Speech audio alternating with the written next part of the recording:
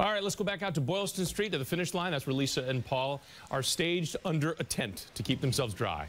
That's right. Jonathan and one of the Boston Marathon bombing survivors, Rebekah Gregory, ran part of the race today. She wanted to run the whole race. She had competed in the Rome Marathon, but she wasn't cleared to run Boston, and yet she still wanted to cross the finish line, which she was determined to do. Ken MacLeod joins us with that part of our story, and a great story it is, Ken.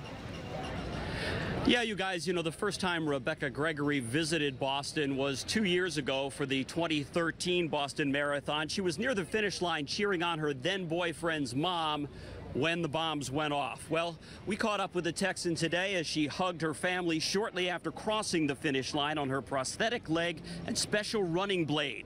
She underwent a multitude of surgeries trying to save her left leg, but ultimately became one of the 18 bombing amputees.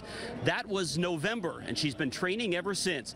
Now today, as you mentioned, she only ran the final 3.5 miles of the course, but offered it as proof to herself and the rest of the world that she is back stronger than ever. Everything from that day just came back, and it was like all the events were happening again, but I was like running from it. And when I crossed the finish line, it's like the start of my new beginning. Like, I'm no longer in limbo, and I'm not a victim of the marathon. I'm a survivor, and I'm gonna survive every single day.